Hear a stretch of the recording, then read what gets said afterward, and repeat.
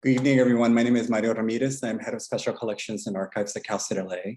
It gives me so much pleasure and such a thrill to welcome you to tonight's panel, the Chicana Regional Conference of 1971, 50 years of Chicano feminism in Los Angeles. This is the first in a series of panels that we're hoping to put together in the coming year that are focused on Chicana activism in Los Angeles and East Los Angeles in particular, and on organizations such as Comisión Femenil, Mujeres de Maíz, and Chicana welfare rights. So please look out for that. We'll be sending out announcements in the coming year. And also we hope that this is a lead up to an in-person symposium that we can have next year to really truly celebrate the 50th anniversary of this gathering, but also to celebrate our Chicana activistas here in Los Angeles and to really honor them in the way that we should be doing in person, unfortunately, that we're not able to do right now. So before I move forward with a little bit of information about tonight's program, I first really want to thank and acknowledge our panelists for being here tonight, and really also thank our fantastic organizing committee, Dr. Diane Espinoza, Dr. Dolores Delgado Bernal, and my dear colleague and future doctora, Lettycia Terrones. Extra special thanks goes to Kelsey Brown, our communications strategist and events coordinator, and really amazing, our Swiss Army knife extraordinaire. She's capable of doing anything, and we really appreciate her presence and her help with this event. So a little bit about the program. First, we're going to start up with a couple of presentations by Dr. Diane Espinoza and Dr. Maylei Blackwell, who will be giving us a little bit of background on the Chicana Regional Conference, as well as to what happened afterwards and what was the lead up to the Houston conference that would be held later on that summer. Then we'll have a roundtable discussion, our plática, featuring our panelists, alongside Dr. Dolores Delgado Bernal, Dr. Maylei Blackwell, and also Dr. Diane Espinoza. And we're having a conversation with them and sort of discover about their adventures and about how, what their experiences were during the regional conference and then what they did afterwards. And then we'll be having a Q&A with our panelists where you can participate and ask them questions. Obviously, throughout this conversation, please feel free to use the chat for your reactions and for your sort of greetings. But if you have questions for our panelists throughout the panel, please put them in the Q&A box and we'll try to get to them as much as we can towards the end of our discussion. So with no further ado, I want to turn things over to my colleague Letty Terrones for our land acknowledgement and for her to introduce our first speaker this evening. So thank you so much again for being here. We'll talk soon. Ciao. Thank you, Mario. And thank you everyone for being here. With great respect, Cal State LA acknowledges the Tongva people as the traditional caretakers of Tomvagar, the Tongva world, including the Los Angeles Basin, South Channel Islands, San Gabriel, and the Pomona Valleys, and portions of Orange, San Bernardino, and Riverside counties. Cal State LA is located within these lands. As an institution located on unceded Tongva land, we pay our respects to the ancestors, elders, and our relatives and relations, past, present, and emerging. Consistent with our values of community and diversity, we have a responsibility to acknowledge and make visible the university's relationship to Native peoples. By offering this land acknowledgement, we affirm Indigenous sovereignty and will work to hold Cal State LA more accountable to the needs of American Indian peoples.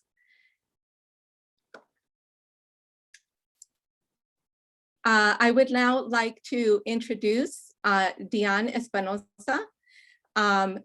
Professor Diane Espinoza is currently professor of Women's, Gender, and Sexuality Studies at Cal State LA, where she has also been a faculty member in the Department of Chicano Studies. Through archives and oral herstories, she seeks to elevate Chicana narratives of movement participation. She documents how Chicanas challenge gender inequalities in movement organizations while also forging their own spaces of collective empowerment as Chicana feminists. Her most recent publication is a co-edited book with Maylei Blackwell and Maria Cortera entitled Chicana Movidas, New Narratives of Activism and Feminism in the Movement Era. Thank you, Letty. Let me start by thanking Mario Ramirez, Head of Special Collections and Archives, for reaching out to me and Dolores Delgado Bernal over a year ago to discuss an event commemorating the 50th anniversary of the Chicana Regional Conference. Thank yous also must go to Lettycia Terrones, Learning and Instructional Service Librarian, and to my colleague, Dolores Delgado Bernal, Chair and Professor of Chicana O, Latina O Studies, for their collaboration. It's an incredible honor to be here among the women I would call las primeras, the first. They were in the first cohort of Chicanas on college campuses in the 60s, the first in their family to even go to college, and no doubt many more firsts in their lives. I might also refer to this group of women as las grandes, or the greats. Las grandes, in one of its synonyms, also refers to height, as in the tall ones, maybe even the giants. Chicana history, I have found, is a land of giants. Now among the primeras and grandes and within our families, there are the comadres. And these identities, primeras, grandes, and comadres, may overlap. Comadres may literally be godmothers, but they may also simply be good friends, having forged strong friendship networks and connections through time. So I want to make a special note of thanks to Vickie Castro, a grande of Los Angeles history, who's maintained a connection to her cohort of Cal State LA Chicana and Chicano students, including the mujeres who are here with us today. Now I want to say something about the idea of an anniversary. In this case, the 50-year anniversary and commemoration of the Chicana Regional Conference of 1971. Anniversaries are important, both those that are personal and private, as well as those that are public. Noting something as an anniversary or a commemoration places significance and meaning on an event, a relation, or both, and evokes shared history and the possibility of extended co-memory. In other words, by sharing their memories of those events and that time period with those of us who are not there, we become part of an intergenerational knowledge around that history. So now I'm going to share a couple of slides just to set the scene with you. This is always a nerve-wracking moment. Making sure I can, oh wait, okay, yeah, got it. Yes. So this is a timeline that I put together. There's a lot missing here, yes, but I wanted it to be a timeline around a kind of a student-centered, Chicana student-centered timeline. And then at some point on this timeline, we see the intersection with Comisión Femenil Mexicana. So I started with Hijas de Cuauhtémoc. These are the Chicanas at Long Beach who are organizing within UMAS, the United Mexican American Students. They eventually developed Hijas de Cuauhtémoc by 1969. And Chicanas were in all the organizations of the United Mexican American Students, which was a primary formation in Los Angeles, although there were others too, and we may hear about that on our panel. In March, and notice I didn't put the walkouts here, I have to add that. March and April of 1969, we have the Chicano Youth Liberation Conference in Denver, sometimes referred to as the Denver Youth Liberation Conference. And that was when, you know, the woman question came out as a discussion. And shortly after that, a month later, there was the Plan de Santa Barbara Conference and the founding of MECHA, Movimiento Estudiantil Chicano de Aztlán. Chicanas were organizing within MECHA. I'm fast forwarding to October 1970, and that is when the Comisión Femenil Mexicana is founded at the Mexican American National Issues Conference, and co-founder Francisca Flores becomes president. Francis Bojorquez from Cal State LA was there, and that is how Comisión becomes part of Cal State LA history, because a chapter is founded. Another event at that time was the Chicano Committee on Higher Education, which was looking at retention and application of Chicano students, right? And this was a meeting at San Diego. And at that meeting, many Chicanas from MECHAs at different campuses began to really talk about, you know, coming together in a more unified way. And by May of 1971, that is the Chicana Regional Conference on May 8th of 1971. So one more thing, you know, I love archives, so I'm gonna have to show some archives here. And this one is a big thank you to Ananieto Gomez for sharing this with me and Dolores Delgado Bernal today. And this is a copy of the Hijas de Cuauhtémoc newspaper. So this newspaper. Oh, I hope it doesn't take a long time loading, but I think you can see it. This was the second volume of the Hijas de Cuauhtémoc newspaper. And as you see here, there's the announcement. So this is a report on the Chicana Regional Conference, and I'm just gonna quickly read this. A Chicana Regional Conference was held May 8th at Los Angeles State College. The conference was sponsored by the Chicanas at Cal State LA, Los Angeles City College, and Long Beach State. There was an estimation of 200 participants and looked upon as very successful. The conference covered such topics as philosophy, the pinta, political education, the community, education, and communication. Here we have some of the results and proposals as submitted by women up and down the state of California. So I'm just gonna scroll quickly through. You can see some of the topics here. And I wanna end with, and uh-oh, it's not showing here.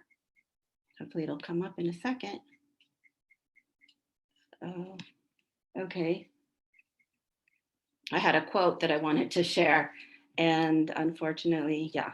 So it was a quote saying that this was a moment when Chicana consciousness was coming together and was going to, decide what was going to be next for Chicanas in organizing. And ultimately, the conference called for the recognition of Chicana leadership in the movement and took a step forward toward a more unified, collective, and organized Chicana voice. So now I want to pass it on to my colleague, Maylei Blackwell. Dr. Maylei Blackwell. Hey everyone, thank you so much. I have to introduce you. Oh, okay. So Maylei Blackwell is the author of the landmark Chicana Power, Contested Histories of Feminism in the Chicano Movement, as well as a co-editor of Chicana Movidas, New Narratives of Activism and Feminism in the Movement Era. Her forthcoming book, Scales of Resistance, Indigenous Women's Trans-Border Organizing and Press with Duke University Press, draws on 20 years of research accompanying Indigenous women's organizing in Mexico and its diaspora. Her research on social movements in the US and Latin America, trans-border activism, and Indigenous politics and migration have appeared in the US, Mexico, Brazil, in journals such as Latino Studies, Meridians, Signs, Aslan, Journal of Latin American Studies, and Revista Estudios Feministas. She teaches Chicana O and Central American Studies and Gender Studies, and is affiliated faculty in American Indian Studies at the University of California, Los Angeles, and has been recently promoted to full professor. Yay! She's a co-creator and co-director of the digital story platform, Mapping Indigenous Los Angeles. Thanks, Dionne. I'm so happy to be here. What an honor, what a beautiful celebration. I'm gonna keep it short, but I was asked to see if I could contextualize, we're celebrating the 50th anniversary of the Cal State LA conference, which was a preparatory conference for the 1971 Conferencia de Mujeres por la Raza. So of course, the book I published, I collaborated with Ana, that was also like a 20-year collaboration, and Keta was my neighbor and friend and part of the book as well. And so, so many friends, Dionne and Dolores, and so many of the mujeres here have been part of documenting that history, and it's 10 years ago that it came out. So we were, talking about the conference we're going to talk about today was the pre-conference, as I mentioned, to the Conferencia de Mujeres por la Raza.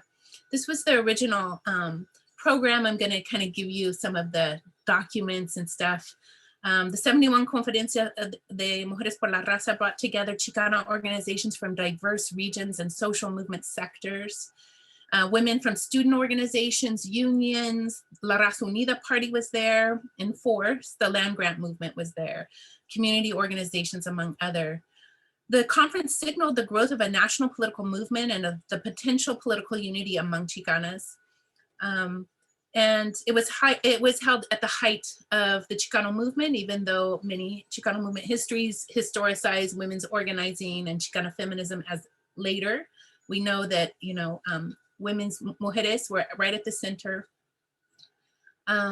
Many resolutions that were passed talked about Chicana political leadership, sexuality, motherhood, economic justice, reproductive and educational rights, and the role of the Catholic Church. as well as condemned the Vietnam War, reflected the pinnacle and the possibility of early Chicana feminism and its contradictions. At the same time, there was a devastating walkout at the conference that occurred, and it reflected the deep divisions which challenged the articulation and mobilization of a Chicana feminist agenda nationally. By organizing, so I wanted to show, oh man, this picture because there was a very vibrant, let's see if I can, a very vibrant political set of publications. Every movement organization, every student organization, every union had a newspaper. So this was just showing all the different ones. And I have a recording. I think it's really important to hear the voices. So let's see if I can actually get that recording going. No, I can't. I might have to go back. Of course, this doesn't work now. Okay, I might have to go back and find that recording and pull it up separately for you to listen to. So hang on, I will do that in a minute. I don't want to take too much time, so I'll come back and see if I can circle back to that.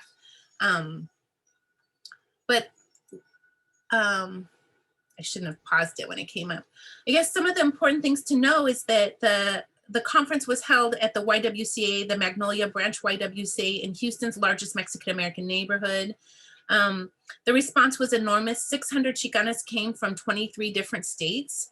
Los Angeles had, of course, the prominent conference that we're going to talk about today, held by prominent activists, many of who are here in Zoom, and over 250 Chicanas came together to fight and forge a united political agenda, and proposed even starting a national Chicana newspaper. Expecting only about 1/4 of all the participants who showed up, the Houston organizers scrambled to meet the needs of the additional 450 attendees. This was what the registration looked like. I got to interview Elma Barrera and many of the organizers. Although the walkout folks said, oh, the YWCA is a white organization, and that was part of their justification for the walkout, it should be noted that the YWCA was undergoing a massive conversation about race. And so the year before the 71 conference, and 7,500 African-American women challenged the YWCA and changed its mission to the one imperative. And they changed the mission of the YWCA towards the elimination of racism by any means necessary, and that take priority over all other issues in the YWCA, which is the mission of the Y to this day.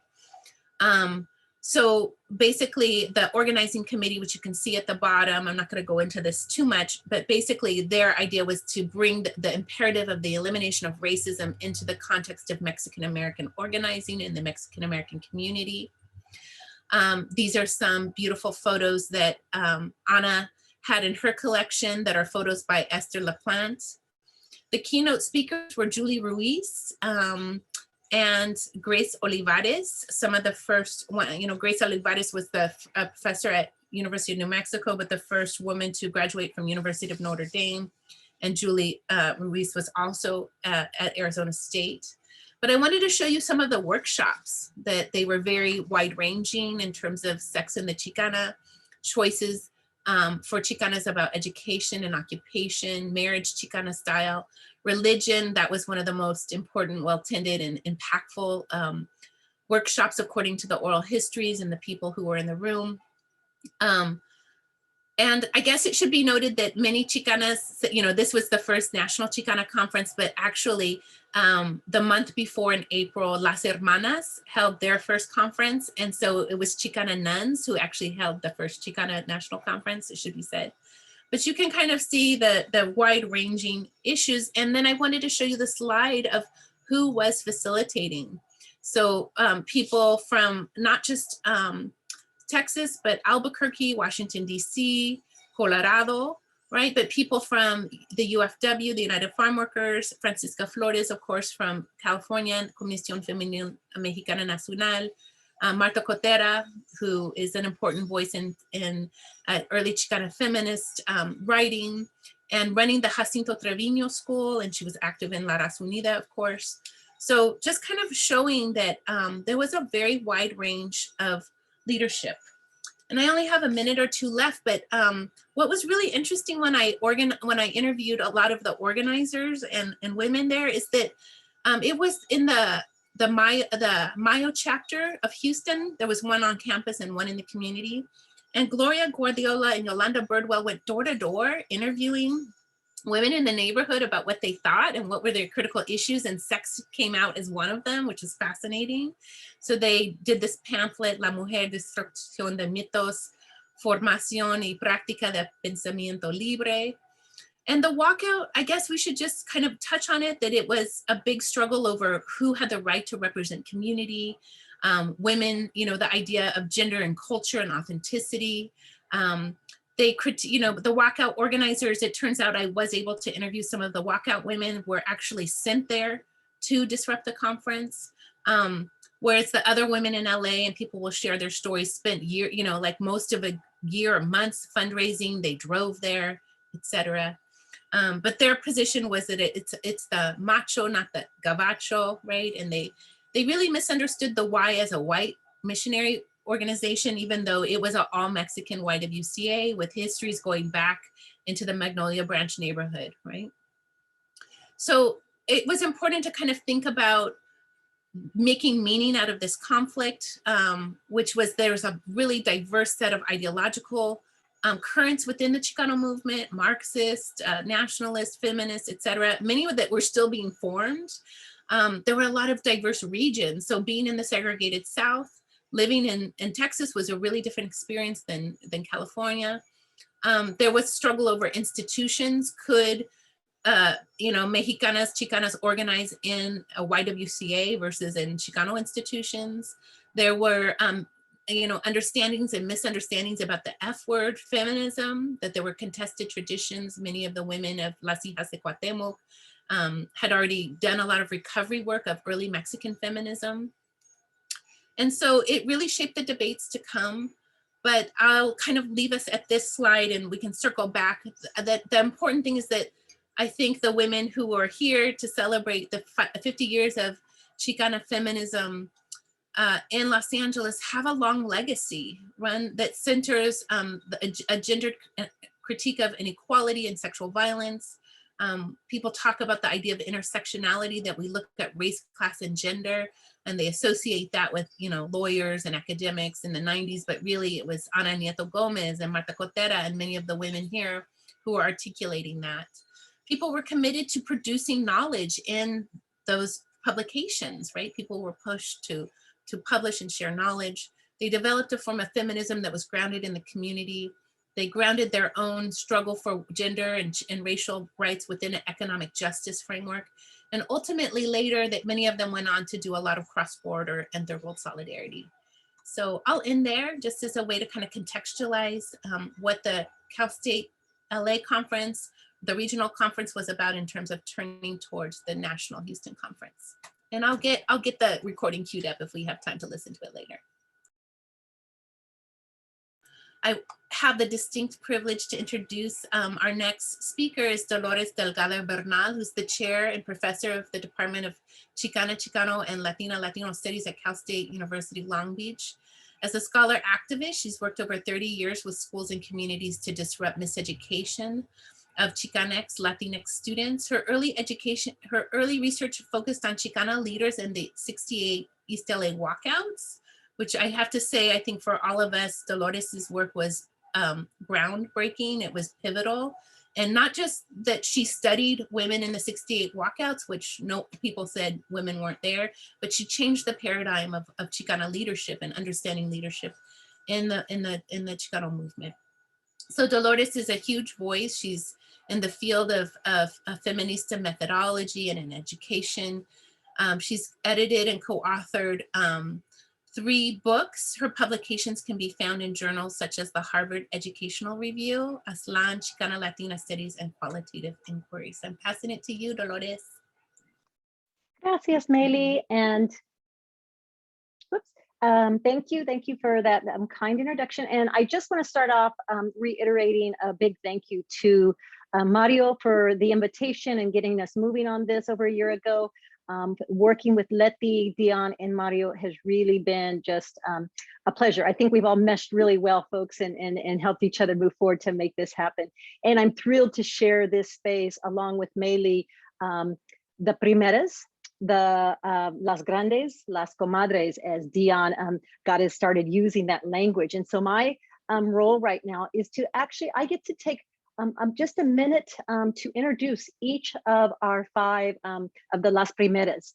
And so, and I think this introduction is important, and I've tried to keep them short because we want to hear from them in the plática, but I think it's really important for all of us to just get a snapshot of their lives. And it's truly just a tiny snapshot. So let me start with Diane Olien is a 3rd generation Los Angeles native, only recently moving to the Palm Springs area. She attended public school in East Los Angeles, went to Montebello High School, graduated from Cal State LA, and received a graduate degree from Pepperdine University in 1992. In 1970, she joined the founding chapter of Comisión Femenil Mexicana at Cal State LA, and she was the ASB Women's Student President in 71-72. She worked as the coordinator for the Chicana Service Action Center, a Department of Labor funded program, and she later worked with Licia Escalante on Operación Navidad. She's a founding board member of the Floricanto Center, and today Diane is a semi-retired realtor, a retired phone company planning engineer, and an amateur genealogist. She's been married to husband Larry Kester for 30 years, enjoys their children and grandchildren, and a very large extended family. Diane was an undergraduate student at Cal State LA when the Chicana Regional Conference of 1971 took place at Cal State LA. I'll move on to Marta Palacios Nena. She was raised in Boyle Heights along with her 9 siblings. Her mother was a homemaker and her stepfather a mechanic. She attended East Los Angeles College, where she became an original member of La Vida Nueva, a Chicano student activist group, and a founding member of the Community Saturday School. She also became a member of Students for a Democratic Society to ensure that the Chicano voice was included in the objection to the Vietnam War. She transferred to Cal State LA, joined MECHA, and continued her association with Students for a Democratic Society. While at Cal State LA, she became involved in a successful campaign to change the ethnic makeup of student government. Martha was one of the original members of Comisión Femenil Mexicana at Cal State LA, and at one point became president. She graduated from Cal State LA with a degree in Chicano Studies and Sociology. Her early work was with community organizations, writing grants for job development programs, and then she worked for LA Unified for 35 years in human resources. She's now enjoying retirement and is active in fundraising for scholarships that are awarded to students in East LA. Martha was an undergraduate student at Cal State LA when the Chicana Regional Conference took place in 71. Next is Ananieto Gomez, a 2nd generation Mexican, Puerto Rican, and 4th generation New Mexican, born in San Bernardino, California in 1946. She's an activist, educator, editor, and writer. As a student activist at Cal State Long Beach, she was MECHA president and graduated in 1970. In the early 1970s, she organized and published one of the first Chicana feminist newspapers, Hijas de Cuauhtémoc, the first Chicana feminist journal, Encuentro Femenil, a curriculum guide, Estudios Femeniles de la Chicana, and the Women's Struggles newspaper, along with numerous other articles. She was one of the first to teach Chicana studies from 1971 to 76, and she created and produced the 1976 slideshow called Chicana, A History of La Chicana, and she adapted the script of Chicana for the first Chicana film directed by Silvia Morales in 79. Ana obtained her master's in social work in 81 and became a clinical licensed social worker. She worked for the California Department of Mental Health, Department of Transportation, and the Health Department. Most recently, Ana also authored Francisca Flores, La Feminista, in the book that we're all familiar with, Chicana Movidas. Ana worked full-time for the Educational Opportunities Program, EOP, as an instructor and counselor when the Chicana Regional Conference of 71 took place. Vickie Castro was raised with her 4 brothers in Boyle Heights. Her parents were a seamstress from El Paso and a furniture maker from Mexico. She attended local schools and graduated from Roosevelt High School. She attended Cal State LA and earned her teaching credential at UC Santa Cruz as a teacher corps intern stationed in Salinas. And she holds a master's degree in urban education and administration from Pepperdine University. She worked in an array of educational posts that ranged from a junior high math teacher to a school principal at Belvedere Junior High and at Hollenbeck Middle School, and to an elected two-term member and president of the Los Angeles Board of Education. She has been recognized for her leadership during the 1968 East Los Angeles walkouts, and after retirement in 2006, she has continued to serve on several community board of directors. Vickie was an undergraduate student at Cal State LA when the Chicana Regional Conference of '71 took place. And finally, Dr. Marie Keta Miranda. She was the director of the Mexican American Studies program at the University of Texas at San Antonio and retired as a full professor in 2019. She received her PhD from the History of Consciousness Department at the University of California, Santa Cruz. Keta has done research related to contemporary Chicana gang members in California, 60s Chicana youth, and the Polka Dogs, a social club in Texas focusing on dancing to Tejano Conjunto music. She has many publications, including her book, Homegirls in the Public Sphere. She was chair of Mujeres Activas en Letras y Cambio Social, MALCS, and as a member of the ad hoc committee on heteropatriarchal institutional violence for MALCS, she published Remembering Emotions, Bigotes, and the Unblocking of Members. Keta was a student at Los Angeles City College and was a writer for La Raza magazine when the Chicana Regional Conference of '71 took place. So those are our Las Primeras. What I'd like for our audience to do, and we have about 100 folks with this, is just take a minute to envision the pláticas that take place around your kitchen table at home, maybe in the living room with folks sitting on the couch, on the floor, and talking.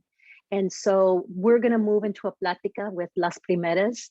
And what we'll do is Dionne, myself, and Maylei are going to ask them questions. And we've got some prepared questions, but please remember that we will have time to do questions and answers afterwards. So we'll spend about 60 minutes, the next hour, in more of a plática, and then sometimes for the Q&A afterwards. So let me throw out the first question to Las Primeras, and anyone can answer, but I'm thinking Ana and Diane and Keta might want to get us started with basically, why was there a need to organize as Chicanas? What were some of the issues Chicanas were facing that led you all to come together? And any kind of organizing that was taking place before the Houston conference and before the Cal State LA conference. So I'll just kind of throw that out there right now. Well, I'll start with, Okay. I was at Los Angeles City College and real active member of at that time, MAS, Mexican American Students Association, MASA, UMAS, and then finally MECHA, very active. And, you know, when we were, we had the Católicos por la Raza, the protest around the Catholic Church and the demand for you know, to address the communities, our communities, the poverty and issues of justice. You know, I was there. And so we had, after Ricardo Martinez was the chair, we had elections for the chair. And, you know, people were urging me to run for the chair. You're an activist, Keta, you're, you know, mera, you're primera, right? That kind of thing. And I said, well, yeah, sure, okay.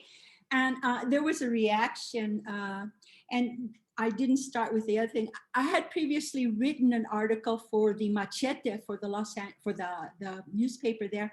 And it was basically saying, you know, Chicanas become involved. There were very few women in our organization. It was mostly dominated by men.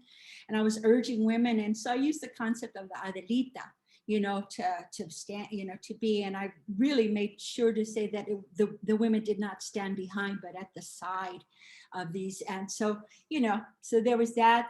There was a couple of meetings by some women, by some of the women, and, you know, certain issues started being raised. And so finally, like I said, I was running for a chair of UMAS or MECHA at that time.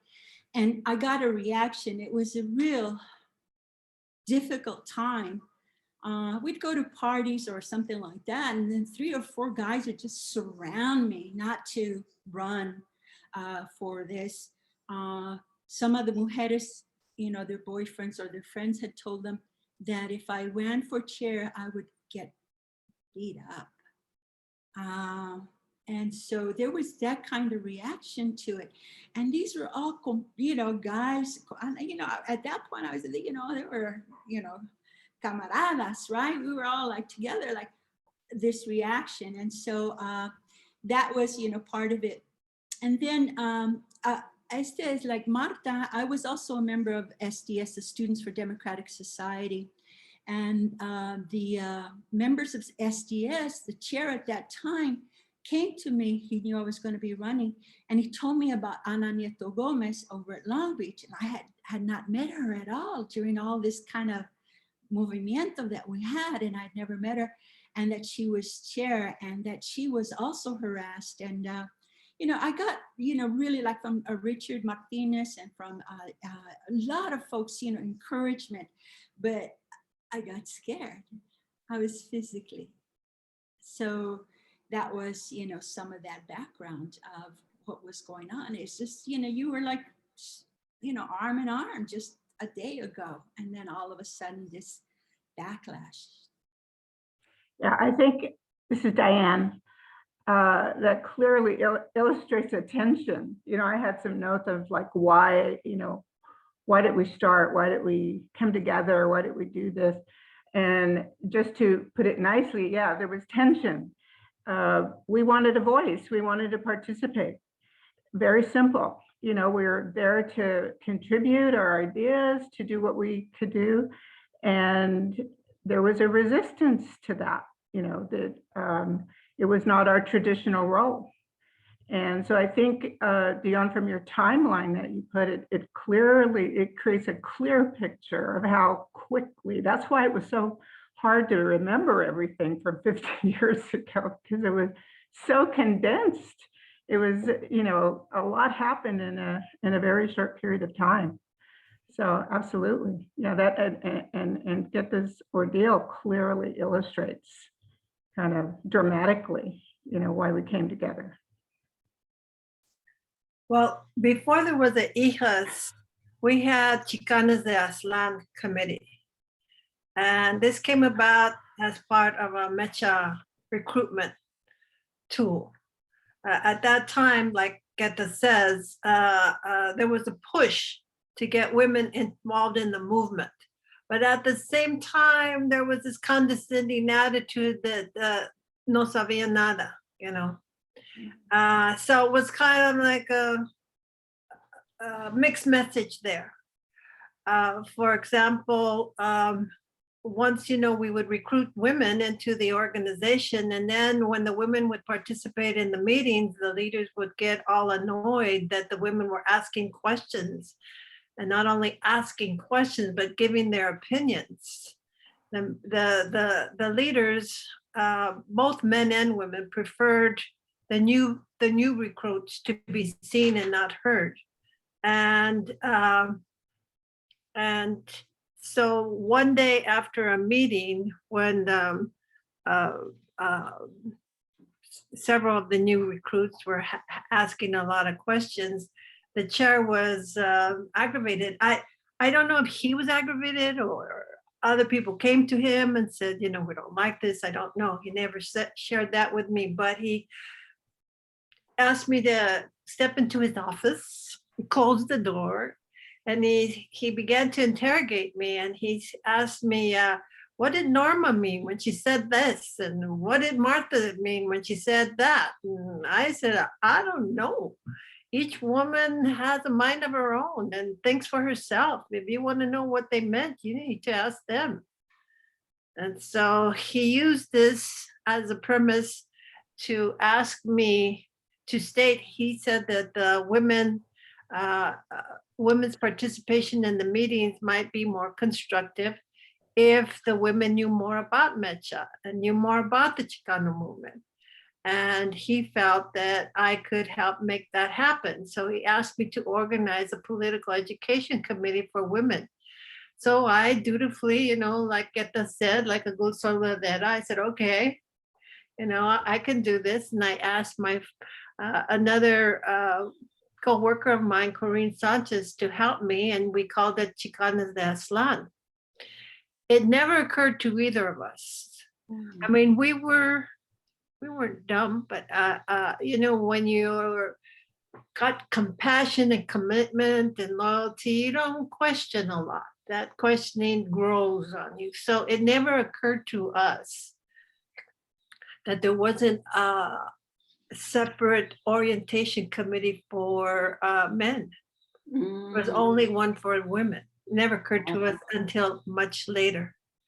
So initially, the forum was to talk about civil rights confronting Mexican American women.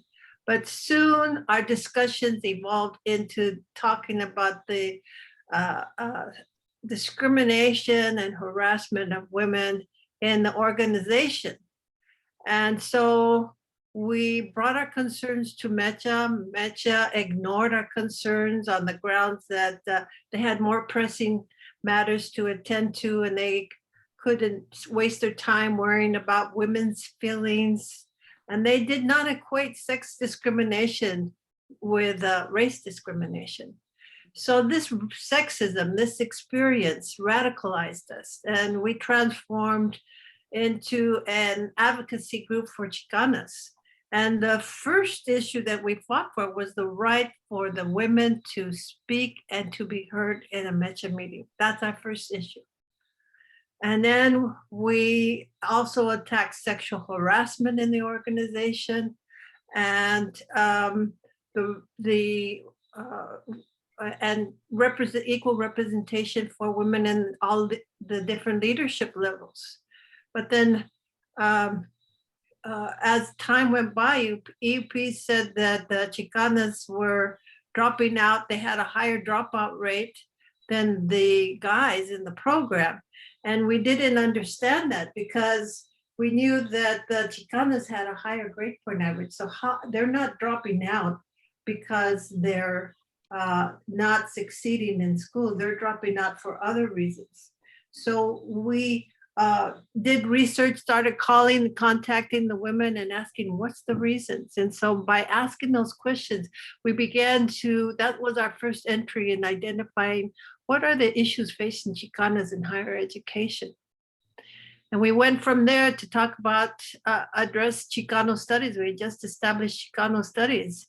We went into those classes and we asked the teachers, what about the Chicana? Where's the Chicana? And they said, we're talking about the Chicana when we're talking about the Chicanos, they're all one and the same. And so we went and did our own research. We learned about our history. We learned about activism and feminism, and that was part of our legacy. It wasn't foreign, it wasn't alien. And we changed our name to Hijas de Cuauhtémoc to commemorate some revolutionaries who participated in the Mexican Revolution of 1910. So that's how we came about. Ana. I would just like to add, I agree with everything that everyone is saying. It was a very tough time to break away and really work to have Chicanas have a voice. That was super difficult. Why we got so much, pushback was partly just power, and not wanting us to be independent, because as long as we acted like good little Chicanas, we were okay. But if you started to ask questions or if you started to become independent, what I found at Cal State LA, the Mecha meetings, and I got turned off right away, was that you had to ask the right question. Or if they didn't like what you, if they didn't like what you asked or how you, it was almost like you'd get like a finger in your face, And so what happened is that the Chicanas really didn't participate. They didn't. They would sit there and, I was intimidated, it's like, wow. And I think that was part of it, but then there was also something else going on, and that is that, you know, a lot of the Chicanos were studying Marxism and that sort of thing, and they were kind of debating in this ideological, you know, sphere. And, you know, we just wanted to have a voice. We wanted to have a voice on campus. We wanted to be able to participate, not make the coffee or, you know, just be a second class person. And initially it was very hard, like Ana and Keta and Diane, you know, have said that, you know, when we first started, we were being called, you know, like, oh, there goes the women libbers, you know, or they'd make remarks, or we were lesbians. You look at, there's the lesbians, you know, trying to like put us down, because you're talking about 1970 and 71. So just, you know, I wouldn't date her, and, you know, just making remarks. But, you know, instead of, you know, not doing anything, it emboldened us. We got stronger as opposed to being frightened. And I remember one of the founding members was Licia Hernandez, and Irene Davila was also on campus. And Licia was a firecracker. You know, they'd say something and she'd turn around, and she had this red hair, and she would just tell them off.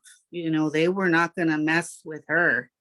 And so we kind of had to walk on campus kind of like tough guys, you know, like kind of like, hey, we ain't taking shit from no one. So, and you know, we had our Chicana little uniform, which, you know, added to the look. And it was trying times. It was very trying, you know, and I could see women dropping out. But no, women did not have an equal voice during that period, you know, and it was part of our culture too. We were women, you know, women should not be involved in decision making. You know, it was all the guys. They got to date as much as they wanted and pick Chicanas out, you know, but we dated only Chicanos, you know. In our sphere, in our social sphere of dating, we minimalized our pool. It was only Chicanos in the groups that we dated. We hardly ever veered away. They could go anywhere, you know. Why we did it, I think, was cultural. There was, of course, the Chicanos liked it, you know. I mean, it made them happy. But, you know, you break up with one girl and then that girl's mad at the other girl, and, you know, so there was that too going on, you know. Yeah. Oh my gosh, thank you, Marta, Keta, Ana, Diane, for the great starting response. So our next question then, and I think you were starting to talk about it, Marta, is how did the Comisión Femenil Mexicana become a chapter at Cal State LA? You know, I'm going to pass that to Diane, because I think she has a little more information on the actual chapter. I know we had started the Comisión earlier than our chapter. We started meeting at Francis Bojorquez's house early on. I think it was early 70s. And we started at her house because we had no place on campus to meet. And eventually we were able to go and get a room at the student union. Now the actual chapter, and I believe it was Francis Bojorquez that actually submitted all the paperwork to become a chapter. Yeah. Diane, is that correct? Yeah, the actual origins is from the National Issues Conference up in Sacramento, right, that was held October of 1970. And at that conference, which the National Issues Conference was organized by statewide organizations like AMAPA and AME and also Metro, I believe, and various others. that were just, it was a convention, I believe. And so you had leadership and delegates, and Francisca Flores put together a women's workshop and to discuss all of the issues that women were having in leadership roles, trying to, I think I read something that said they met for 6 hours, about 40 women in this workshop, and discuss all of the issues that women were having, trying to do anything outside of the home. So in leadership positions, in employment, and getting an education, going to college. So you're seeing a picture of Francisca Flores, who was quite an activist with political organizations, I think probably most of her life. So the purpose of the workshop was to discuss problems of the Chicana, trying to take leadership outside of the home.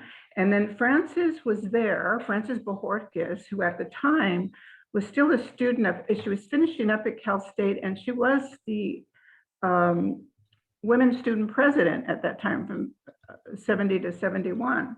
So she attended the conference, and she brought back with her the proposals that were drafted to create a commission, a statewide commission to promote Chicanas in all avenues where there are Latinos or Mexicans, or at the time we were basically, the verbiage was Mexican Americans. And so they named it the Comisión Feminista. So she brought it back. She gathered together, I guess, a handful of us, and Martha knew somebody, and she knew me, and we met quite a bit at Frances' house. And then in January of 1971 is a time where we were officially chartered at Cal State LA as an official student body organization, which gave us access to a lot of resources, and actually gave us access to the resources on campus. And I would imagine that's why we used Cal State as a venue for the conference 50 years ago. And Frances did guide us, because all of us were inexperienced with organizing and leadership and all of that. I mean, we were independent, we knew what we wanted to do, but she really did guide us in those first months. And then she left and went on to go to work. She got a full-time job, but she was still very active with the Comisión statewide. And so we attended the conference, and here at Cal State in May of 71. And also we were privileged of watching the slides on Houston. It was just kind of quite nostalgic, because I remember I was there, we were there, so it was a great experience. So that's how we came together. And of course, the first members that there's probably dozens and dozens of women that were members that, we need to create a list of who they were and share that in the future. So initially it was just a handful of us. Yeah. It was just a handful, and little by little, and that handful ending. The handful was known as the fearsome foursome campus. And so I would chuckle with that, because I knew that each of you as women, as friends, but when you began Comisión, having been active in different student organizations, I remember some of the Mecha members referring to Frances, to Licia, to Nena, and Diane as the fearsome foursome, like not to mess with them. And so just by organizing and chartering your chapter, you created a voice. And even if they said it in jest and some of them cared for you as friends, it was very important that you formed the Comisión. One thing I really would like to say before I forget is we built a lot of support, and and there were a lot of women like Vickie who came to our meetings. She wasn't necessarily signed up as a with her membership card, but she came to our meetings. She was always there when we were doing something, and there were a lot of guys too that supported us, that did were there. They were very supportive. So and I think it's important. Right. And we partnered with other, activities and events so that we could build, these relationships. So they didn't see us as, oh, here comes the comisión. We were right there, ready to partner with them if they were ready, in their events. So. This is such gorgeous history. It feels like historic just listening to it. I wonder if you could tell us a little bit about how the Chicana Regional Conference itself was organized. What were some key things people remember? And then how did Chicanas collaborate from the region, both from Cal State LA, but all over the region to bring everyone together? Because 250 people, it was a lot. Yeah. I remember because there was a Chicano historian who will not be named who was like, I never found that in the archive that Chicanas organized. And I'm like, it was right there in the archive. It was in every publication. Like, okay. So even when they're looking, they're not looking. Well, that's purposeful, no? I'd like to say that, first of all, to put this regional conference in perspective is that Chicana conferences were rare, all right? This was not something that happened every year. Like now they're common, they're very common. There's probably more than one conference that happens every 3 months. Oh, but by the time in the middle of the 70s, there was a Chicana conference happening throughout the LA County. However, back in 71, there had only been one Chicana conference that had been held, okay, since the movement held. And that was called, that was in November 69, it was called Corazón de Aztlán. And it was sponsored by Mecha and organized by Susan Rancho and others who called themselves Chicanas del Movimiento. Now, these women, Ana, I had the opinion that these women were conservative about feminism. They were conservative loyalists who contended that Chicana feminism did not have a place in the movement. And so the purpose of this Chicana conference or symposium was to, the theme was unity versus feminist separation. And the purpose of the symposium was to recruit women into the movement, but it was also to guide them and set the parameters of what are the expectations of women. And so it was a panel. They didn't bring women together to come and talk about what was happening to them and what they thought was good or bad and what they should do about it. No, they brought them together and they had a panel of women who they considered women leaders who were loyal to the movement.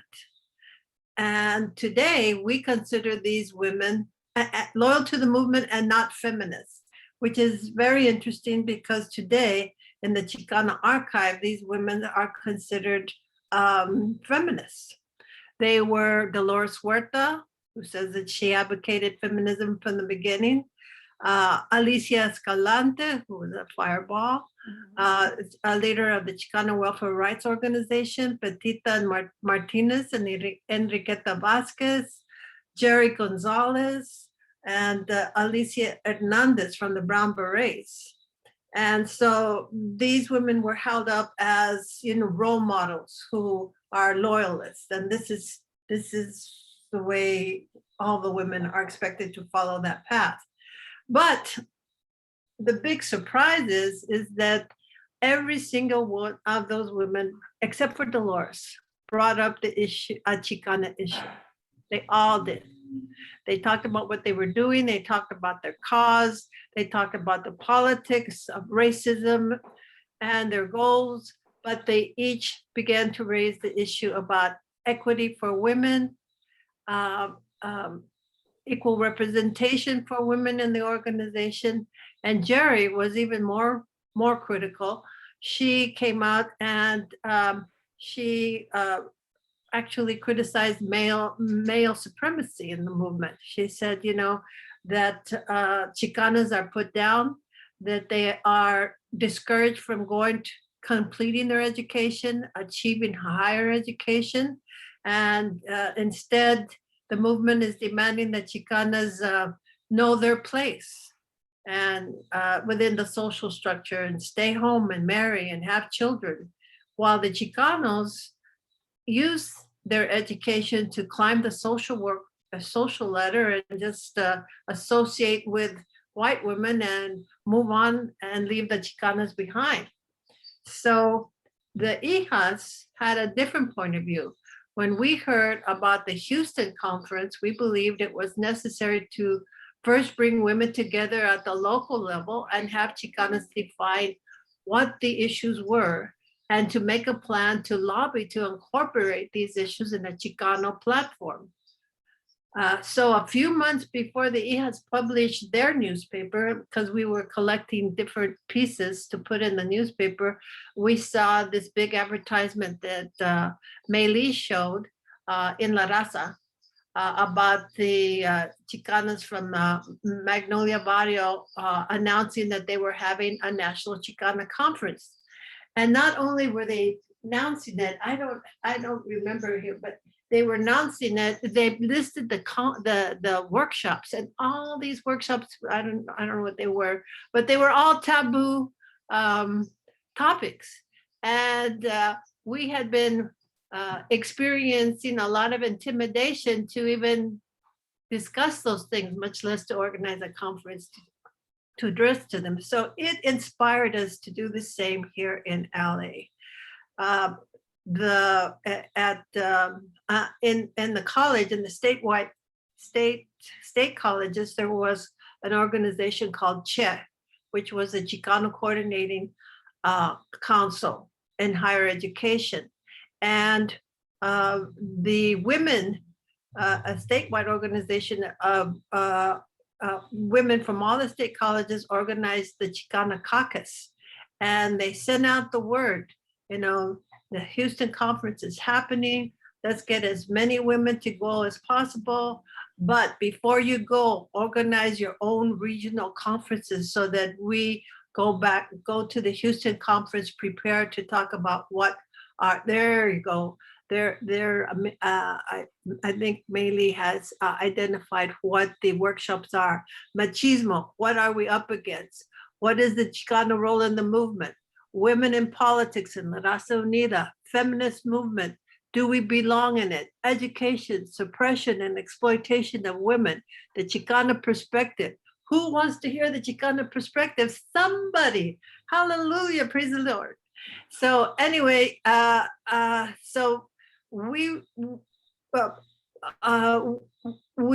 meaning the hijas said, oh, we got to organize a conference and get the women together. And then as we were calling people to come and join our conference, they said, Comisión women say, hey, we're organizing a conference too to do the same thing. And Keta and the women at Long Beach City College were planning the same thing. So we said, let's all get together and do it together. And Comisión, because it was an ASB student organization that had a source of funding and it could use the state college to set up the organization, they volunteered to say, we can do it. And that's when we really first came together to work together. And that was very exciting because at that point, we didn't dare talk about Chicanas getting together and organize.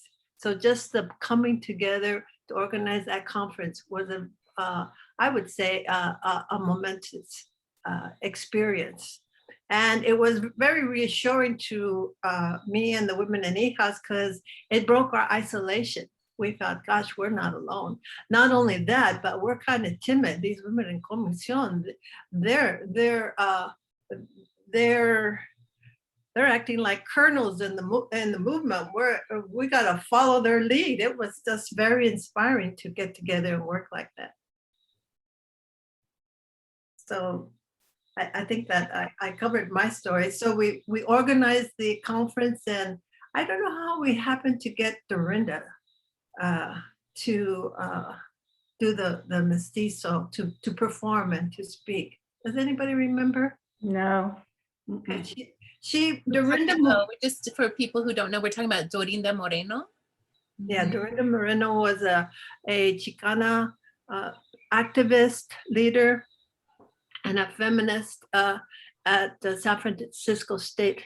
And she was taking a women's studies class there at San Francisco. I think it might have been, there were women's studies classes started in San Francisco State and then San Diego. I think the first ones were in San Diego. And so she and the teatro they organized came and performed on the issues of the Chicana. So the Teatro Mestizo and Las Chicanas from San Diego were the first teatros to address the Chicana issue. So Ana, from Comisión, did you work with Francis Bojorquez or Francisca, or who did you actually contact to get together? Because I wasn't involved with that. I don't know. You don't remember? I really don't know. Okay. It just. I'm sorry to put you on the. I meant to ask you before. It just cascaded because there was this grapevine. Do you remember, Keta? Yeah, we did go to a meeting. I know when you came to La Raza, you said we were going to approach the Comisión in Cal State LA.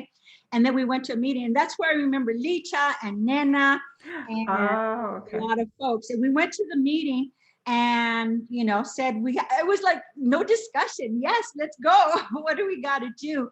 And I think people took assignments. And I think, Ana, you actually contacted Dorinda, pero, a ver. Right. So yeah, it was this big meeting, and yes, I remember Licia. Nena, you were there, right? Oh yeah, I was there. Yeah. Yeah. I remember, Martha, you said I was at a meeting, but we couldn't remember where it was. Yeah. And so we were from La Raza magazine, which I worked at the time, and Sandra Ugarte was there as well.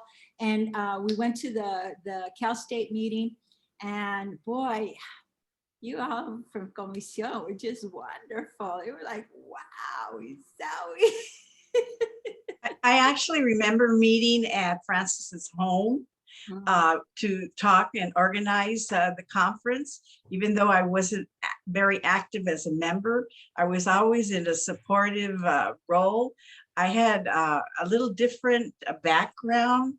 Having been very involved in the walkouts and trained as an organizer, I from the Church of the Epiphany, and all that development of the walkouts, I always found myself in a supportive role, whether it was Comisión, whether it was Mecha, or whether it was UMAS.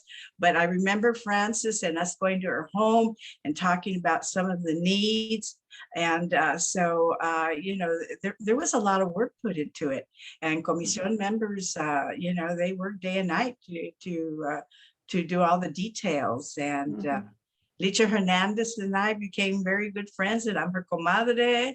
And so when we started talking about comadres, those working relationships have been a lifetime of friendships. But it gave me a freedom to be a bridge between UMAS, Mecha, Comisión, because I was really like an outside activist coming back and participating on campus that had built other resources. And so we were able to network.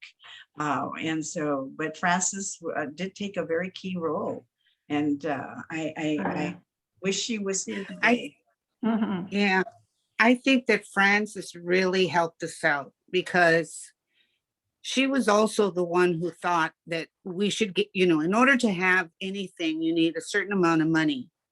And so between Mecha, Comisión, and Francis too, that's when we decided to run that slate. Remember, Diane, you became the president. Yeah. Women's student president.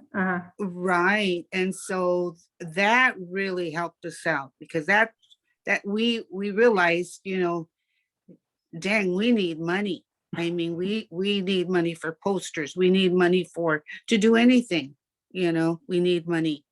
And so that's when we got together with, you know, the Black Student Union and all these different organizations to run, you know, the slate of ASB officers, and that provided the resources that we needed. Definitely. What you're sharing. Go ahead, Diane. Oh, no, I thought you were going to go to questions or something. Well, I was just, I'm going to go to another question, but I guess what I want to say is, one, it's beautiful how your memories bounce off each other and remind each other. And for the audience, just like I said, envision being around the kitchen table with your tias, or, you know, sitting on the couch and hearing these stories. And I also think your stories are so illustrative for young people today in terms of strategies, whether it's having co-conspirators with the BSU, or the kinds of how do we make sure we have access to funds, things like that. So thank you for the memories, but for the lessons that are still meaningful today. I was just going to move a little bit. You were starting to touch on education. And I'm wondering, I know Keta had talked about at one point when we were all getting together talking about the political education workshop, but also Vickie's work in education has very much been around what were you doing at the time as in relationship to the issue of education? Well, most of my, you know, I did come as an organizer on campus from Young Chicanos for Community Action, and actually left the organization because of the dominance of men and challenging my presidency. And I said, Hal, I don't need these guys. Let's go. And then thank heaven, though, they did, you know, they became the Brown Berets. It just wasn't mine. And I was glad to hear later that, you know, females became Brown Berets. In fact, that's how I met Licia. And so at the time I was still working different community groups, really working on different parent advisory groups in Boyle Heights, still challenging the system, but also getting to the point where I had been starting to be more serious about my studies, and I needed to get out and become a teacher. So I was just like floated around from Umas Mecha, this parent advisory group, the Office of Urban Affairs out of LA Unified. So I was always trying to keep connected within the public education world. And so, and then bringing those issues to Mecha and being embraced by the Comisión. And it was always a partnership. It was always a partnership. So I've always just been focused on educational opportunities, trying to get more Chicanas into college, and then finally saying, hey, I got to do it as a teacher. I got to go get that credential. And so then once I got the credential, I still continued. And even at that, you know, it didn't work out the way I wanted it on campus, and so I had to run for the board. And so at that time, I was still very involved in community. Mostly the under Title I under President Johnson, just about all the schools started parent advisory boards. And I was encouraging members of Mecha and other people to become active in their communities on those boards. So it was, to this day, we still have a lot of work to do. So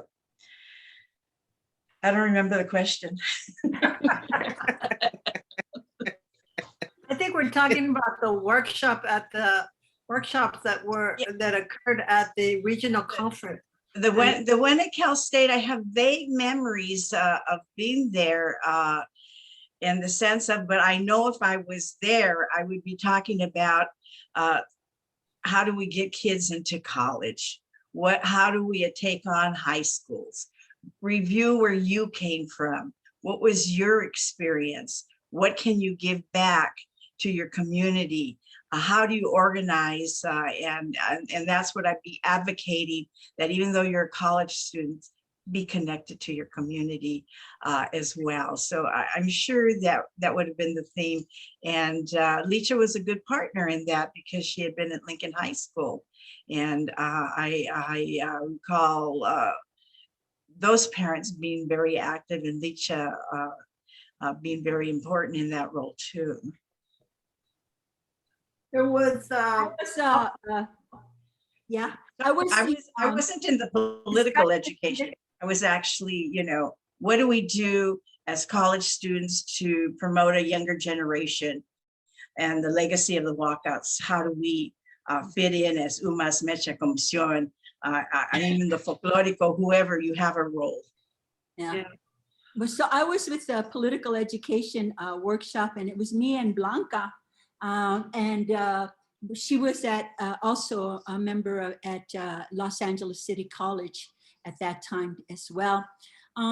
It's interesting because it was this political education, and as Ana said earlier, political education was, I guess you would say consciousness raising, getting woke, is what you would say now, right?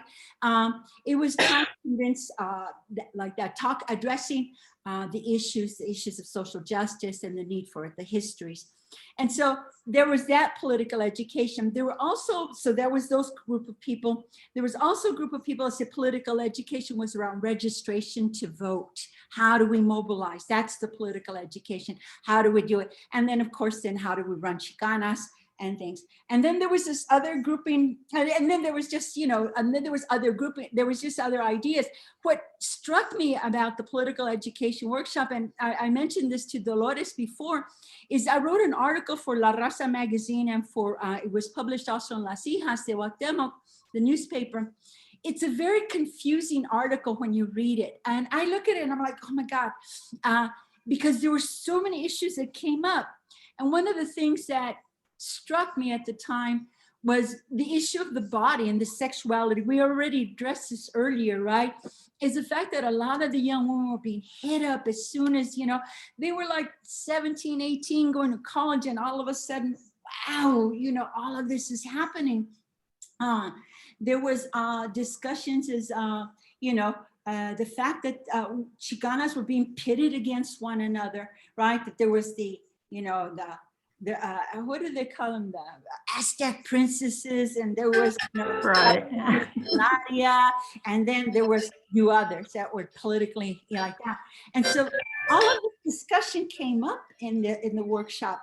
And so but the biggest thing for me was that this idea of sexual harassment, we're talking, the word wasn't there.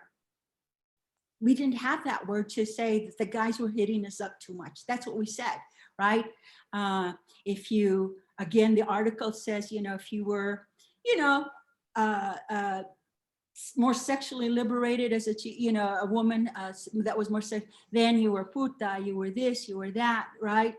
And those kinds of things. And then again, there was a slut, right? And then again, the idea is that then some sluts were, okay with the guys, but not all sluts were there. So all of this stuff just emerges, this bodily experience and this language that we were searching for and grasping. And so every time I look back at that article, and it was actually republished in other Chicano magazines across the Southwest and other magazines, when I would see it, I would like cringe because it was so, boom, boom, boom, all over.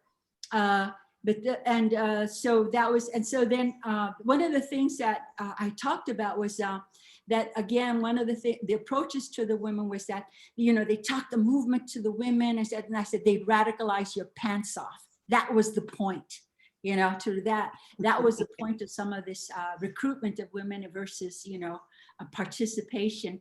And so, so we got, so much more. Things are changed, things are different. We're, experiencing those things.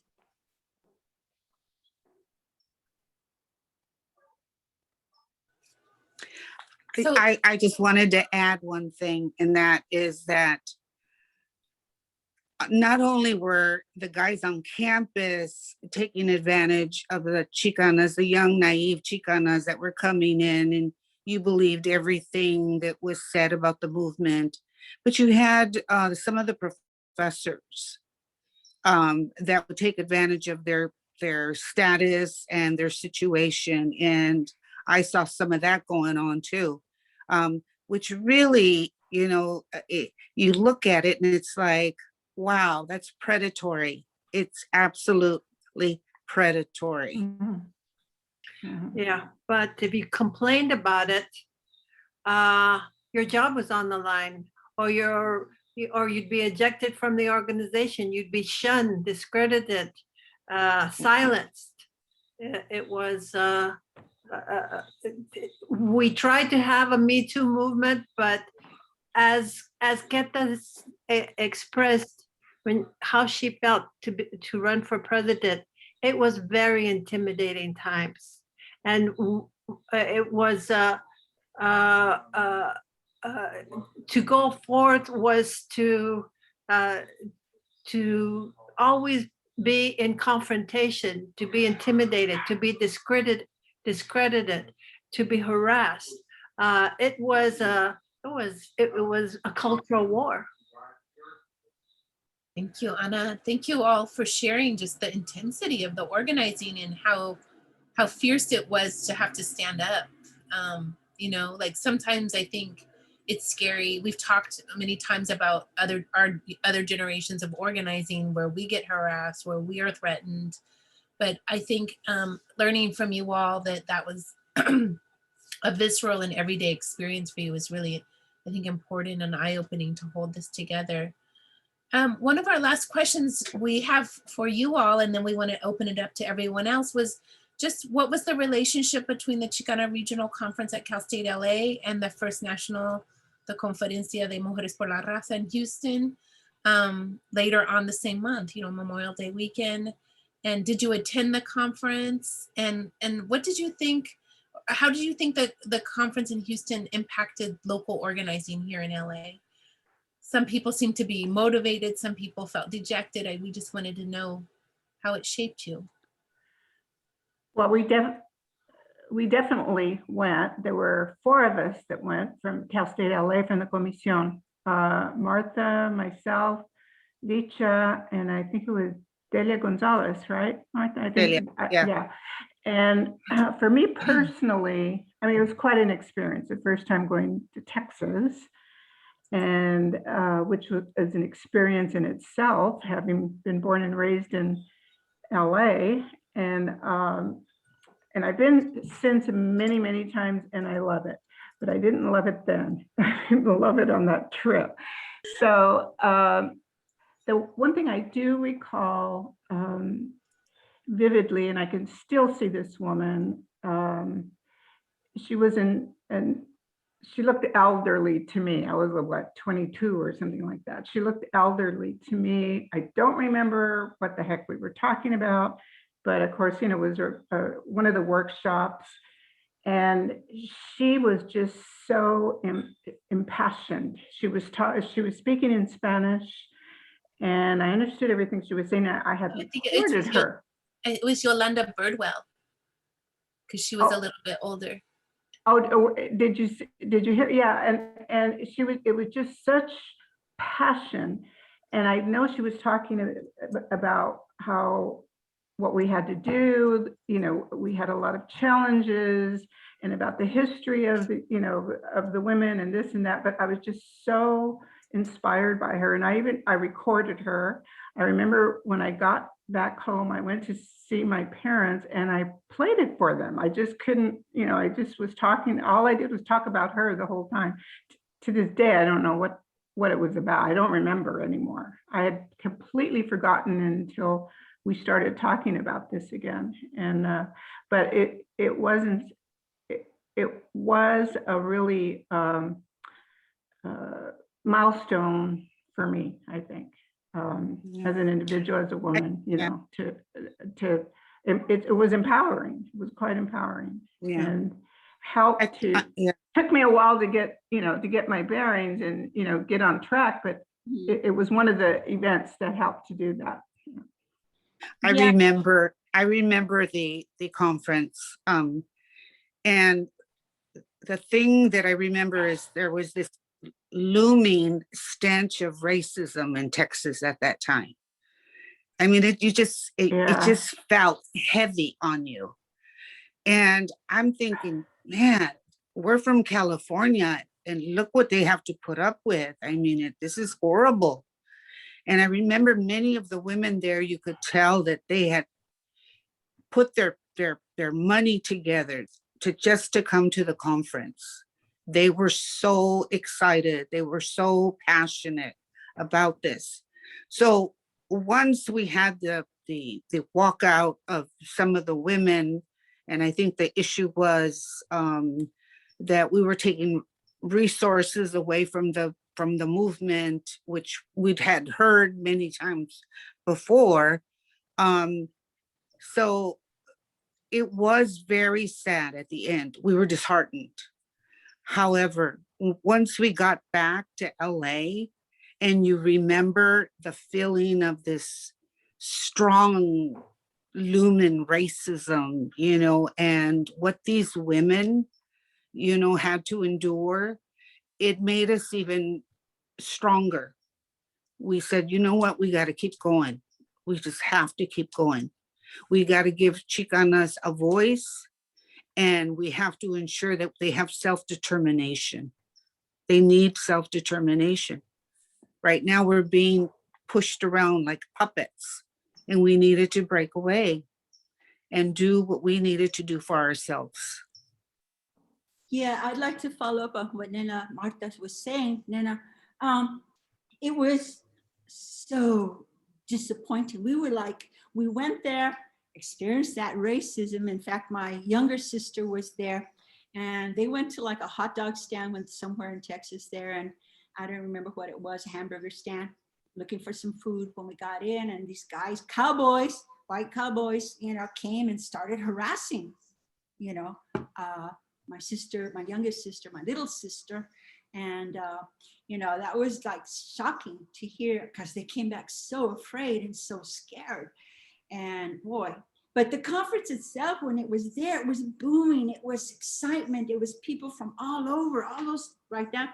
Mm-hmm. And then when the walkout happened, I really came back with thinking, that's it. We were looking for a national plan. Finally, we're getting together regionally like that. But I think, as you're saying there, Marta, is the fact that we came back and it was more local, right? So there was a hope for this big national plan, national organizing, and instead we didn't have that, but we came back dedicated to that local. And so that's where with Cal State LA, I transferred to Cal State LA after the regional conference, the Houston conference. And that's where I met Licia Arguelles. She was also from LACC, and she had become member of the Comisión. And that's where we went to the classes and we raised our hand at every class. In the summer, we had every class for 3 days, all the Chicano studies classes, saying, where's the mujer? Where's the mujer? Where's the mujer in your syllabus? Where's your books? And as Ana said, the same old answers. There's only one professor that really just said, okay, let's do it. And he says, what do you want to do? How are you going to do it? And that was like, we didn't have, I think, Ana's approach, and she was really good. Well, bring the community speakers and bring in all these folks, right, to talk about these issues. And that's what Ana did at Northridge over there. Right? And we said, okay, we'll figure it out. And he was very, just about, he was the only professor. It was summer school. And like I said, for 3 days, we went all to these classes. And so we worked on a local, right? And so we had hoped for a national, and we had local. There was, as a result, some of the women who had participated in the walkout actually started, consciousness raising groups, Chicana consciousness, feminist consciousness raising groups, because they started to understand these kinds of things. This was this flood of ideas, that pitting of white, this was a white feminism, and then finally, saying no. And then Las Hijas de Cuauhtémoc that educated us that the word feminismo, right? Feminism was not a bad word. That was a word from Mexico. This was our history. This was part of it. La Adelitas, and so were the feministas, right? And so those were part of our, you know, that local inspiration to keep going and not to be so discouraged. Thank you. The thing that I still remember is Maylei showed you a picture of the rec room with all the pool tables, and one of the things that I talk about in the Chicana feminist press, bringing the Chicana newspaper, was that we got to Houston at night. There you go. You got to at night, and those windows, I think, is the entrance. And the first thing we do is we walk in, and there's all these pool tables, because the YWCA was a community center. It served both the Chicanos and the Chicanas, because there was nothing else going on there.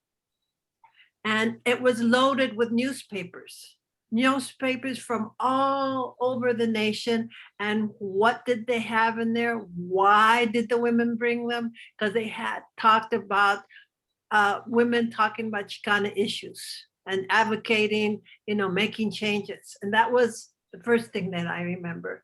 The other one was the same workshop that Diane was talking about with Gloria Burden. I can't say her last name, but that workshop was, oh, there, see, the one that says the revolution, the woman looking at the newspaper. Well, okay, that's Gloria. And who else did that? We went to that workshop. Now that was revolutionary, because in 1971, nobody was talking about sex.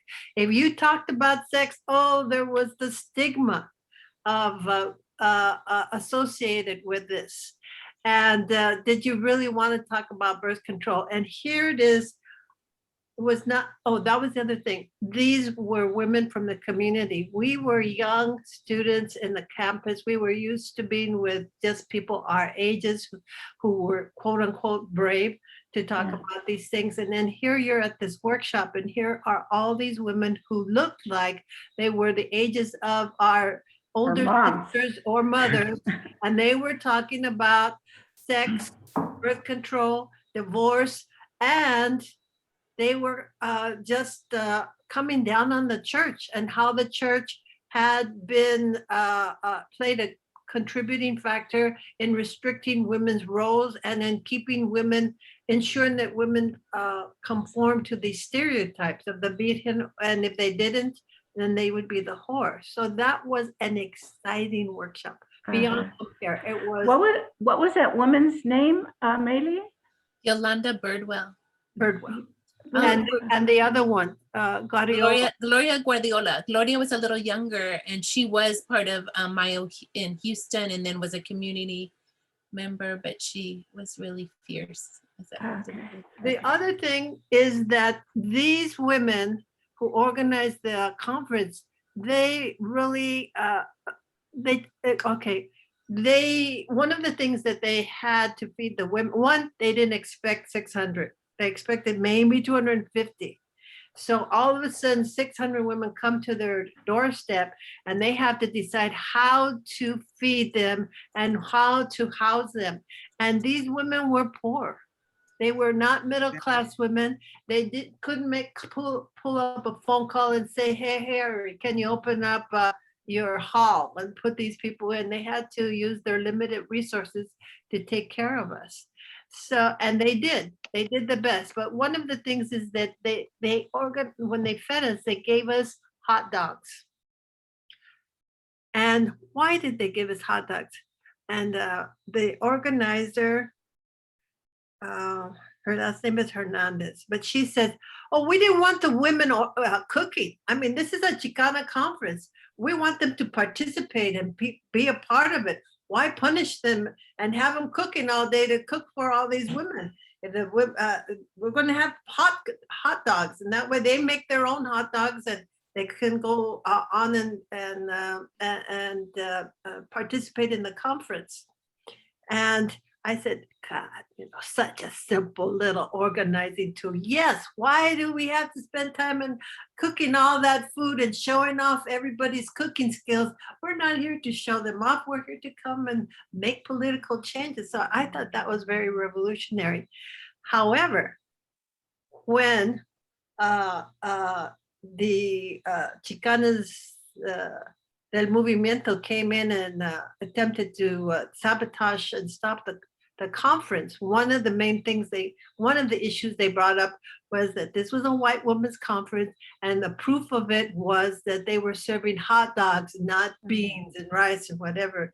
And I go, these women just need to be educated. They have so much to learn. And it was so heartbreaking. I felt very bad. I think I got the microphone and I tried to help. I think her name was Esther Hernandez. She was heartbroken. They had worked so hard, and here we come in and try to agitate and bully them and sabotage their conference. And I couldn't do it either. I think I started crying. So when we came back, you saw a new era had opened up. Yes, it never went national. But you know what? We weren't ready to go national because we hadn't even gone local. So like Keta says, there began to be this local development of Chicana organizations, plática, defining what the issues are, working at all different levels. And then, and so that the National Chicana Conference really institutionalized local Chicana conferences to be organizing tools to mobilize the issues for women. So I think that was critical. I was hoping that I'm going off the subject, but I was hoping that the 1975 International Women's Movement was going to bring us together to form a national Chicana network, because it was so obvious that's why we were still outsiders. We didn't have a national network. And it took Comisión Femenil. They had difficulty because that was their goal, to form a national network. Right. We never did. I want to know, if it's okay with Las Primeras, if we can bring some participants from our audience into the plática. Sure. Lettycia Letty's gonna kind of facilitate that, but basically just let them join in too and ask questions and be a part of this plática as you all share these memories. And I love the hot dog story, though critiqued and controversial. I love at the time that you say that was revolutionary, so powerful. Letty, go ahead. Yes, thank you so much, Las Primeras. So much gratitude, and thank you so much for the plática today. There's so many questions that the audience, thank you too for putting so many questions into the Q&A. We're gonna begin with Marta Cotera. I'm gonna unmute Marta, and so if you wanna ask your question. Well, I actually have more of a comment to make, and that is, well, regarding the hot dogs. Of course, we knew about that in Texas. I can't find where I can do my video. Sorry. My comment, and well, actually, it's a question. I wondered if the women in California had the same experience that we did. That when we started doing the consciousness raising, which brought up the topic of sex exploitation in the movement, that brought on the fury of the men, of course, you know, and some of the women that I guess you would, I guess in Texas, you would also consider them loyalists, because the whole issue was that we were actually, that wasn't what our consciousness raising was all about. We weren't thinking about the man. We were thinking about the assault, the rape that was going on, the domestic violence that was going on, where we had to provide, you know, safe spaces for women. So we were not thinking about them, but they interpreted as, you know, we were trying to compete for the women because we were all lesbian. I mean, that was their simplistic approach. Even those of us that were married, you know, it didn't matter. I mean, we're all lesbians and we just wanted the women to ourselves. And the women that found this, but talk about sex and rape and domestic violence, they thought that we were calling them out for being promiscuous. We didn't know that much intimate detail about each other, you know, but that was an issue. And so they became very, very defensive. I don't know if that happened in California, but in Texas, and thank God we had a lot of reasons to kind of work together and to eventually, over several years, you know, to put those issues to rest. But immediately that was and even from people that knew as well, you know, that was the reaction. You know, what are you, lesbian? You're just trying to get the women for yourself. And why are you calling me out? You know, a lot of, you know, loyalists thought that we were calling them out. So did that happen in California? Yes. Yeah. Yeah. Yeah. Yes. Yeah.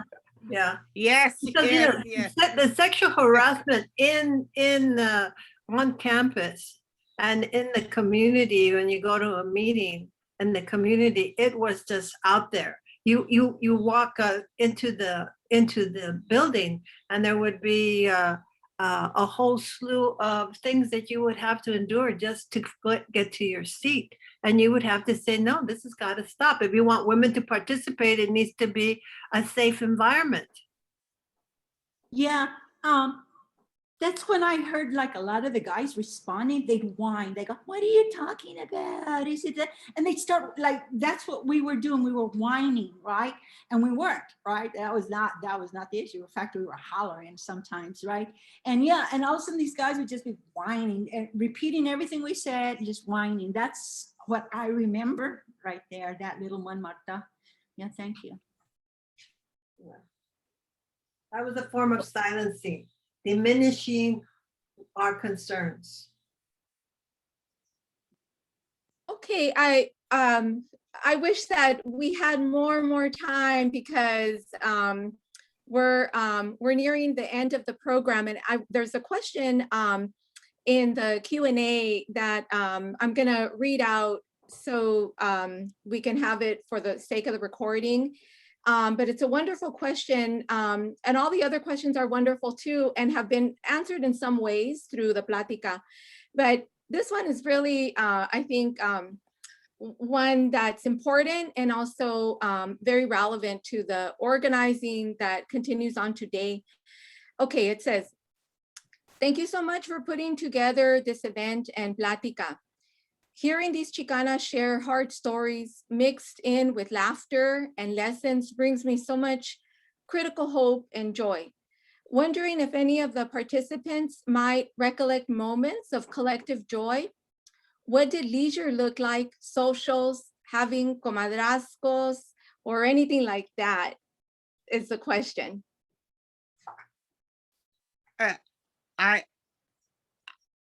We had a lot of parties. we did. had a lot of parties, and we attended a lot of parties. And we still Vickie gather. yeah, we still have a lot of parties. And when we would have parties, or we'd have clubs that we would hang out at. Okay, so we had our special clubs, and we even had our own singer. We had always said that, you know, you have Tierra Malo, you have all the Chicanos that are being promoted in music, and somehow we ended up with a woman singer, Chicana. Unfortunately, her name was Landy Marr. So we used to follow her too. right? Yeah. We would follow her and Club she would Royale. come. Right, right. But we partied a lot. I'd have to say we partied. We got together a lot. We'd go out and eat a lot. We were very social and we networked a lot. Definitely. We had a lot of males that came to our parties. You know, they'd have a party, we'd go. We just kept it up, socially mixing to a point where by the time we left Cal State LA, I mean, we were the comisión. You didn't hear too much banter or too much negativity because we were so embedded in Cal State LA. And we still get together. We have reunions, Mecha reunions that include everybody, all of us, you know, from not just Mecha, but Comisión and Mecha breakfasts, Mecha reunions. And what's so funny is that I've hosted a couple, is that you go around and it's the same stories, the same personalities, and it causes much laughter. Remember when you did this? Remember when you did that?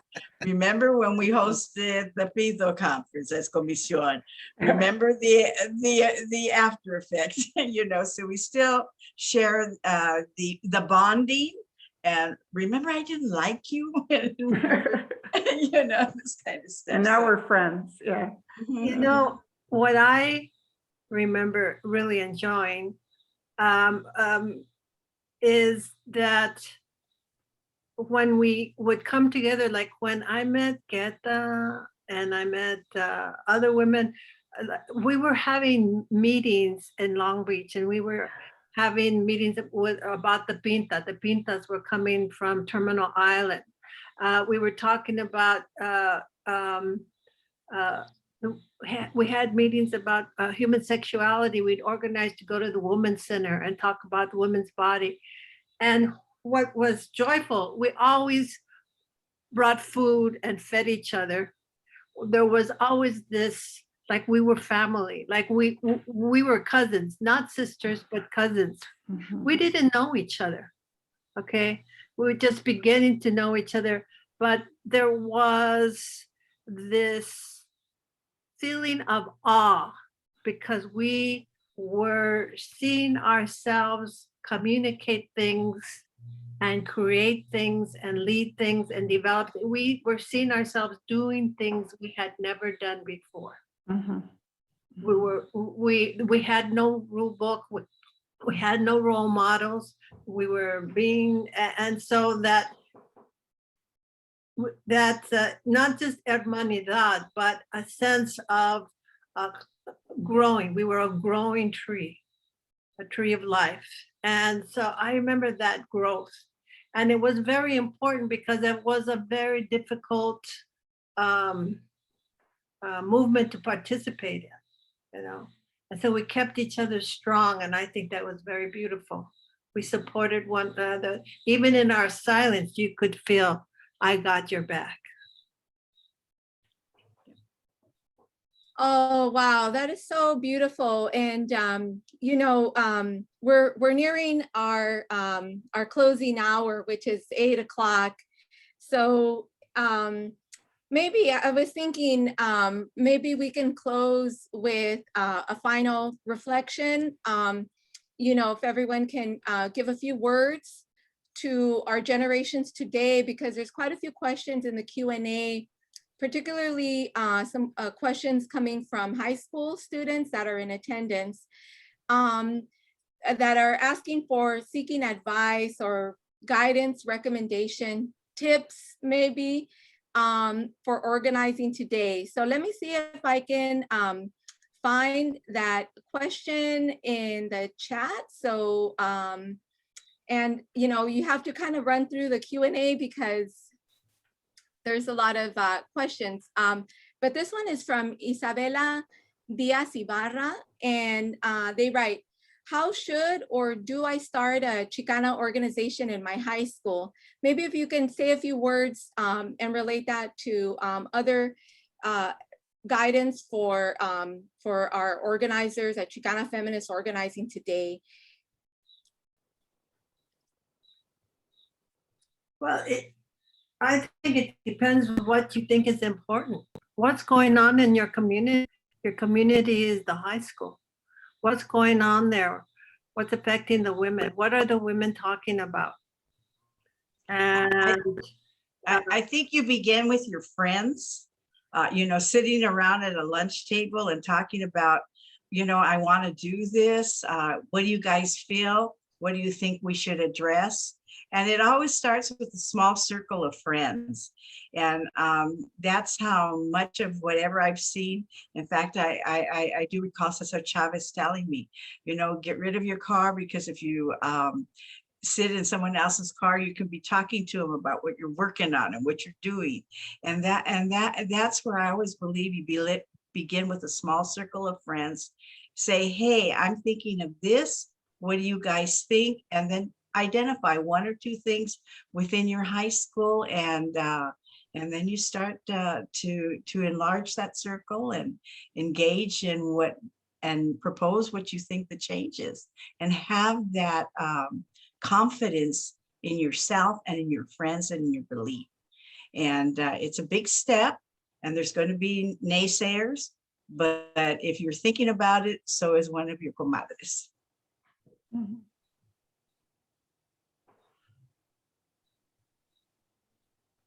So I have a question for you, Vickie and Anna, regarding that. Okay, if I were a high school student gonna organize something like that, do I do it within the campus? Do I get help from, you know, the school itself, so we can meet somewhere, or what do I do? you know, the girls, but the students have so many tools available to them right now. Social media, like my granddaughter was talking about how she's going to college this year and she's going by herself. And I said, well, how do you feel about going alone? Well, I already met everybody. I've already talked to people. I've got friends set up. And so they used Instagram. And I said, oh, and so we talked about certain concerns. Oh yeah, we're talking about that on Instagram, and they formed a group on Instagram. We want to talk more about that and see what we can do about it when we get there. So I'm not techie, so I can just share with you with that little example that when I went off to college, it was such an alienating experience. You went on there and you just kind of like tried to create a network, and I wasn't a networking kind of person. So it was difficult, but here I see this, her using this social media to already establish a network of different groups who are going there. So I think they'll probably come up with more ways than I could even suggest. The most important thing is, what are they concerned about? What's keeping them back? Mm-hmm. What's preventing them from achieving their goals? Like Vickie said, you know, it comes out among friends, it comes out in the classrooms, and you just begin to see the commonality and begin to decide what you're going to do about it. And if I could share, as a former principal of schools, that I've had plenty of a small group come and approach me with a problem. In fact, one of the earlier problems is they didn't like the cafeteria food because they were tired of tacos and quién sabe qué más. And I said, do you know how hard I fought for those tacos? you know, that kind of stuff. But I think once you have a group and you agree and you sort out your issues, step up and go to the administration. Step up. The worst thing they can do is tell you no, or they can guide you and say, I'm listening to you. And I think I've had plenty of small groups come and tell me and share, and I have to be open and listen if you have, and you're going to get resistance, because I've seen that happen negative. But if you're sincere and you've done your homework and you believe it's a legitimate issue, and you want to pursue it, do it so much so it and approach a school administration as a group. And don't be afraid of petitions. Thank you so much. Las primeras, las grandes. This brings us to the end of our plática today, but I just want to thank you from the bottom of my heart, and I know from the bottom of everybody's hearts that are here today, and also that will be listening to this recording. Keep an eye out for the Cal State LA YouTube page, because we'll have the recording of today's plática posted there, in addition to the Spotify playlist that was compiled. And I just wanted to say to everyone who posted into the Q&A that we've kept track of the questions, and we will pass them along to the panelists. And our vision and the work that we want to do is to continue having more opportunities to engage this plática with you, las primeras. So everybody who's out in the audience, you know, keep the word out, because there's more to come. So thank you so much again for, you know, bringing, you know, the conceptual, and then also like the concrete strategies, you know, for actualizing all of this work. With much love and appreciation. Thank you so much.